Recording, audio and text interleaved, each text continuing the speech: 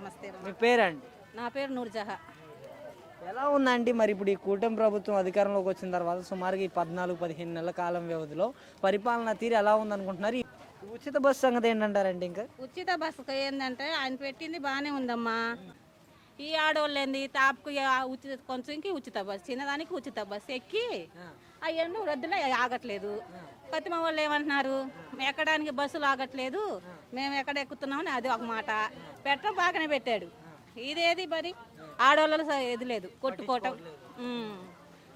కొట్టుకోవటం సీట్ల కాడ అది కొట్టుకుంటున్నారని చెప్తున్నారు. మేమైతే ఎక్కలేదు ఇప్పుడు దాకా ఉచిత బస్సు. ఎక్కలేదు. ఎక్కడి నుంచి వస్తున్నారు మీరు? మాది ఇక్కడే ఏటగ్రారం పక్కనే. అది మరి బాగుందని పెట్టాడు వాళ్ళకి. మేము దగ్గరే కాబట్టి ఎక్కట్లేదు. ఇంకా ఒకటి పోతే ఇంకోటి అయితే జనాలు ఒకటి చెప్తే ఇంకోటి చెప్తారు, అంతే కదా. కాదు, ఇప్పుడు చాలా వరకు మహిళలు ఉచిత బస్సు పెట్టిన తర్వాత అసలు అవసరం లేకపోయినా కూడా ఉచిత బస్సు అంటూ వెళ్తున్నారు అనేసి అంటున్నారు కదా.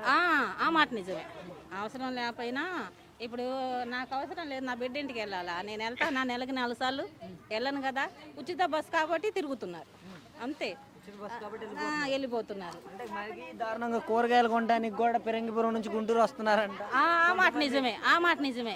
పిరింగపూర్ నుంచి గుంటూరుకు వస్తున్నారు, ఇక్కడ యార్డుకాడ నుంచి మార్కెట్కి వెళ్తున్నారు. మరి ఇక్కడికి కూడా ఎక్కుతున్నారు కూరగాయలు కొనడానికి. కూరగాయలు కొనడానికి అయింది, ఏదైనా కొనడానికి అయినా కానీ వెళ్తున్నారు. అది బస్సులు రద్దులు ఉండమంటే ఎందుకు రద్దులు ఉండవు, జనాలు ఉండమంటే ఎందుకు ఉండరు. అది అంటే ఇలా మహిళలకి పెట్టడం వల్ల వాళ్ళు దుర్వినియోగమే చేస్తున్నారు కదా ఉచిత బస్సును. అలా అయితే ఏం చేయట్లేదు. బాగున్న వాళ్ళకి బాగుండిద్ది, లేని వాళ్ళకి లేదు.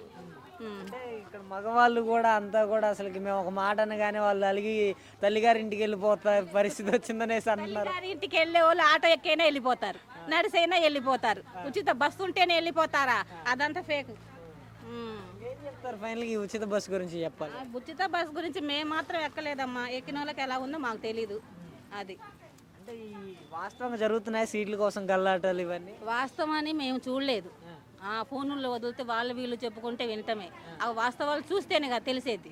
అది అంటే నార్మల్గా అయితే అలానే జరుగుతుందా బయట అయితే? అది జరుగుతుంది అంటున్నారు, మరి అంటున్నారు. కొట్టుకుంటుంది అన్నారు. ఆయన పెట్టినా కానీ కొట్టుకున్న వాళ్ళు ఆడవాళ్ళ దగ్గర ఉండాలి. ఆయన ఏందో పెట్టాడు, వీళ్ళు ఏందో కొట్టుకుంటున్నారు, అంతే. అవసరం లేకుండా కూడా ప్రయాణం చేస్తున్నారు మహిళలు అయితే. ఒక ఆమె చెప్తుంది, విన్నారా, ఎందుకు ఎక్కావమ్మా ఉచిత బస్సు అంటే ఎలా ఉందని ఎక్కామని అంటుంది. మరి ఆ సీట్ల కాడ కొట్టుకోక ఏం చేస్తారు? ఎలా ఉందో బస్సు ఎక్కిందంట, ఎలా ఉందో ఉచిత బస్సు అని.